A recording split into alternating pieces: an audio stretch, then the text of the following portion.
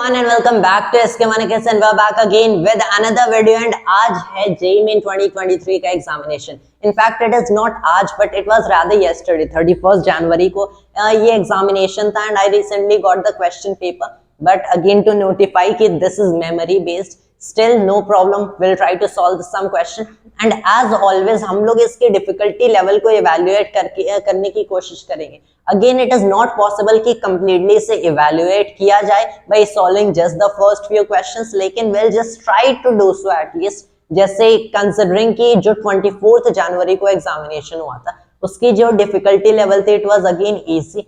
2022 में भी you will see कि easy level पे ही था. So today we'll see कि what this question paper is like and again to tell you कि बहुत दिनों से मैं अपनी videos नहीं shoot कर रहा था and that was due to health issues but now again for once again we'll continue our series and we'll continue our videos.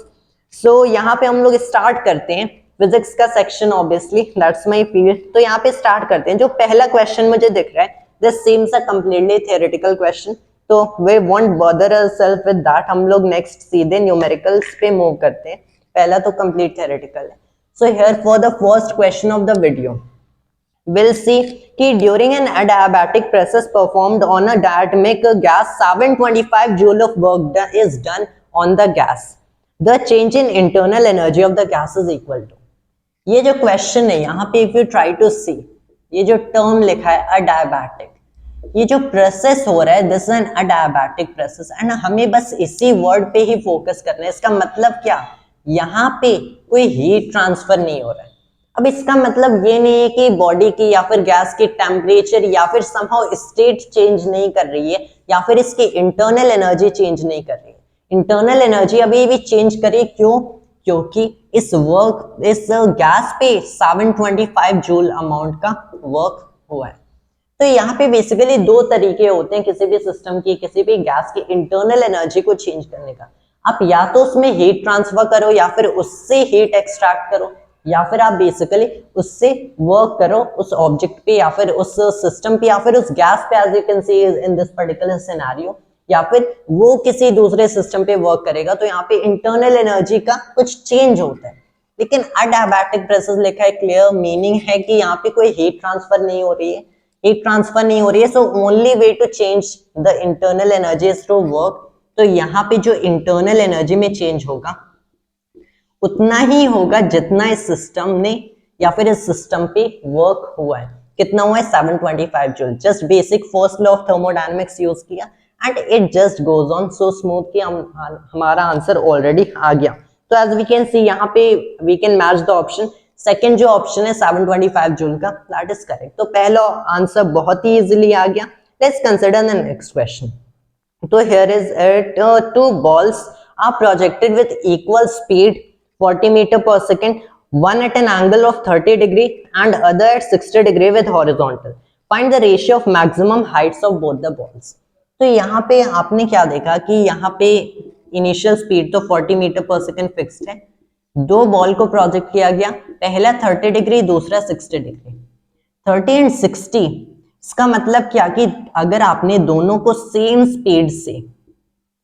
Speed से प्रोजेक्ट किया है, एक को 30 से दूसरे को 60 से, हमें पता है कि 30 एंड 60 पे सेम हॉरिजॉन्टल रेंज आता है. तो this is just something like an analysis. यहाँ पे मतलब नहीं है कोई कि you are trying to find कि आर इज सेम और डिफरेंट, कितना different. It actually doesn't matter in this particular question.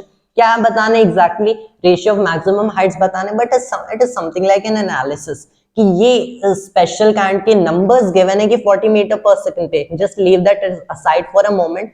एक को 30 पे, दूसरे को 60 पे. So these are something like special numbers that arise very frequently in physics. क्योंकि अगर आप देखते हो 30 एंड 60 दोनों पे सेम हॉरिजॉन्टल रेंज आता है. लेकिन इसका मतलब ये नहीं है कि मैक्सिमम हाइट सेम होती है. मैक्सिमम हाइट डिफर कर जाती है. यहाँ पे यू स्क्वायर साइन स्क्वायर 30 होगा बाई 2g. यहाँ पे maximum height you square sine square 60 by 2g. तो h1 एंड h2 का रेशियो क्या आया? h1 एंड h2 का रेशियो क्या आया? Sine square 30 by sine square 60. Sine 30 is 1/2, sine 60 is √3/2. तो इट इज 1/4 डिवाइडेड बाई में 3/4. 4 कैंसिल हो गया, 1 is to be 3 आंसर आया. तो जो सेकंड आंसर मैं देख सकता हूँ, थर्ड ऑप्शन मैच कर रहे हैं, सो सेकंड का आंसर 1:3 या फिर 1/3 आ रहा है। Let's move on with the next question. Next question I can see over here, ये क्वेश्चन सॉल्व हो गया, ठीक है। A ball of mass 1 kilogram is hanging from a 1 metre long inextensible string with which can withstand maximum tension of 400 Newton. Find the maximum speed u that should be given to the ball. तो यहाँ पे you can see कैसा figure है which isn't that much important to this scenario, क्योंकि हमें पता है कि ये तो हम लोग इमेजिन भी कर सकते हैं। यहाँ पे स्पीड इसे u दिया गया है, ऑब्वियसली स्ट्रिंग कुछ ऐसे है तो टेंशन इधर ऊपर एक्ट करेगा। इसका जो मास है इधर गिवन है 1 किलोग्राम, मतलब नीचे 1 टाइम्स में 10 न्यूटन एक्ट कर रहा है। यहाँ पे टेंशन T है, यहाँ पे 10 न्यूटन है, इधर स्पीड u दी गई। हमें पता है कि अगर मैंने इसे इधर स्पीड u दिया तो ये along an arc of a circle basically move करेगा। ऐसी आर्क नहीं होगी, समथिंग बेटर इससे बनाते हैं। हाँ, तो ऐसे कुछ आर्क के अलोंग मूव करेगा। आर्क के अलोंग मूव करने के लिए ऑब्वियसली पता है सेंट्रीपिटल फोर्स होगी। सेंट्रीपिटल फोर्स होगी अलोंग दिस बेसिकली एक्सिस, मतलब T-10 इसे सेंट्रीपिटल फोर्स देगा। कितना देगा? mu²/L if L is the length of the string। तो T-10 मैंने लिख दिया, m which is 1 टाइम्स में u² डिवाइडेड बाई में L कर देते हैं which is 1 मीटर। तो obviously m was 1 kilogram, Radhe ये 1 मीटर है। इफ यू पुट हियर, अगर मैंने यहाँ पे मैक्सिमम टेंशन रख दिया तो मुझे u की वैल्यू भी मैक्सिमम मिलेगी। सिंस यहाँ पे प्रोपोर्शनलिटी डायरेक्ट है, तो अगर मैंने यहाँ पे टेंशन मैक्सिमम रख दिया तो u² की वैल्यू भी मैक्सिमम आती है। इसका मतलब क्या कि this is clearly T-10, T maximum value 400, 390, तो u की मैक्सिमम वैल्यू क्या मिली? √390 मीटर/सेकेंड। ये आंसर आ गया। तो यू हैव टू अंडरस्टैंड कि this is the maximum value. इससे हाई स्पीड पे फेंका तो टेंशन इंक्रीज कर जाएगा, इससे हाई स्पीड पे फेंका तो टेंशन इंक्रीज कर जाएगा, and by that what will basically happen कि द स्ट्रिंग विल ब्रेक, जो कि हमें नहीं करना है। So will move on with the next question. यहाँ पे कौन सा ऑप्शन करेक्ट है? पहला ऑप्शन √390 मीटर/सेकेंड, ये करेक्ट आंसर आ गया। Now let's move on with the next question. अब ये जो नेक्स्ट क्वेश्चन है कि ये अगेन मुझे थ्योरेटिकल क्वेश्चन ज्यादा दिख रहा है, so will just skip through this. ये indeed it is not even theoretical, ये तो डायमेंशंस का क्वेश्चन है, जो कि ऑब्वियसली कोई भी सॉल्व कर सकता है। डायमेंशन सबको याद रहते हैं, like here you can C torque, stress, pressure gradient and angular momentum. Dimensions तो सबको याद रहते हैं। Will move on with next, and यहाँ पे नेक्स्ट इज गिवन कि projectile 1 is thrown at angle 60 degree with horizontal with speed 40 meter/second. Projectile 2 is thrown with same speed for same range as projectile 1 but at a different angle. Sum of the maximum heights achieved by two projectiles is equal to, take g equals 10 meter/second square. ये जो next question हम लोग solve कर रहे हैं, again it is same as the second question जो कि हम लोगों ने सॉल्व किया था। डिफरेंस कहाँ जा रही है? You have to understand. यहाँ पे रेशियो पूछा था, यहाँ पे सम पूछा है। यहाँ पे बेसिकली आपको डिवाइड करना था, यहाँ पे ऐड करना है, यही डिफरेंस आ रहा है।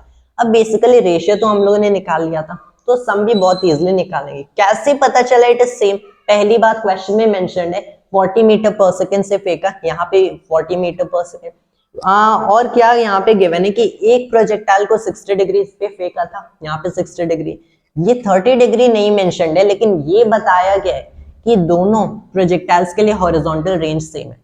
अगर आपने एक प्रोजेक्टाइल को 60 डिग्री पे फेंका तो ऑब्वियसली सेम स्पीड के लिए अगर आपको सेम हॉरिजॉन्टल रेंज चाहिए तो डिफरेंट एंगल क्या होगा?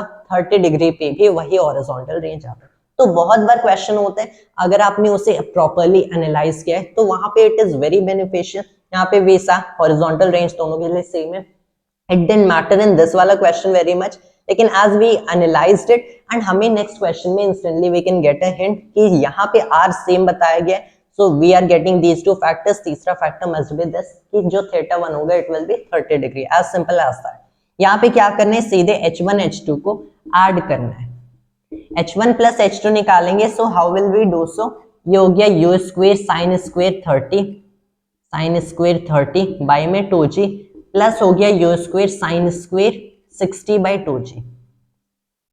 u²/2g कॉमन ले लिया, sin² 30 प्लस sin² 60 बेसिकली क्या आ रहा है? sin 30 विल बी 1/2 sin 60 √3/2, तो दिस इज 1/4 प्लस में 3/4 1 वैल्यू आ रहा है, so it doesn't bother us much.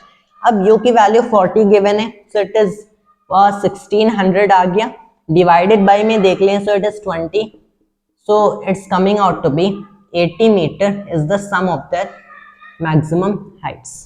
80 meter sum of maximum heights आ रहे हैं। if we try to match it, ये basically match हो रहा है, where did it go, okay हाँ, यहाँ पे जो थर्ड ऑप्शन है 80 मीटर ये करेक्ट ऑप्शन है। तो usually we solve this many, we have required a little space here. ये वाला नेक्स्ट क्वेश्चन भी एक और सॉल्व कर लेते हैं।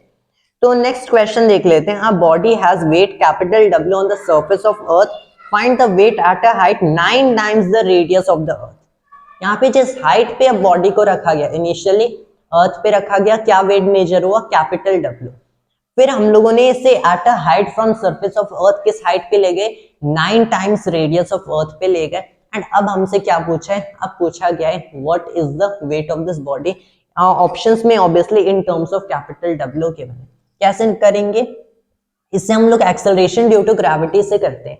Obviously weight is directly proportional to acceleration due to gravity. Mass तो कांस्टेंट होगा, वेट चेंज कैसे होगा, हाइट टू हाइट, ग्रेविटी के एक्सेलरेशन से चेंज होगा। So acceleration due to gravity at any height, इसे मैं g डैश ले रहा हूँ, at any given height is basically what, g times में mass of earth divided by में कैपिटल R प्लस में h। ये कैपिटल R क्या है, this is radius of earth का square. Capital R is radius of earth, height is the height from surface of earth, तभी ये distance हो गया of body from the centre of earth, जो कि ऑब्वियसली यहाँ पे मैटर करते हैं। अगर मैं देखूं सो इस हाइट को 9 टाइम्स में R ही रखा गया है, so it is as clear as GMA over, ये 9 टाइम्स आ रही है, सो इट इज 10 RE, तो यहाँ पे 100 RE का स्क्वायर हो गया, GMA RE का square. This is clearly the gravitational acceleration at surface of Earth. ये GME over RE का स्क्वायर, तो surface of Earth की gravitational acceleration होगी, so it is G divided by में 100, small g divided by में 100, where this is 10 meter per second square obviously, जिसे माना जाते हैं, but here we won't put the value, rather हम लोग क्या करते हैं, G by 100 is the gravitational acceleration at this height जिस पे ऑब्जेक्ट को रखा गया है, so we know कि तब इस हाइट पे जो वेट होगा that will be W divided by 100, directly ये प्रोपोर्शनल होते हैं दोनों टर्म्स, तो W divided by 100 should be a correct answer. And जो पहला ऑप्शन है W by 100 ये क्लियरली मैच कर गया। So we have solved something like 5 questions, and as I can see इसे मैं still on the easy side पे कहूंगा, but a little in fact a little better than the previous question paper जो कि हम लोगों ने सॉल्व किया था, that was of 24th January, but still fun as the question paper is of JEE Main obviously 2023. So that was guess all for this video, and thanks to all viewers, and Jai Hind Jai Bharat.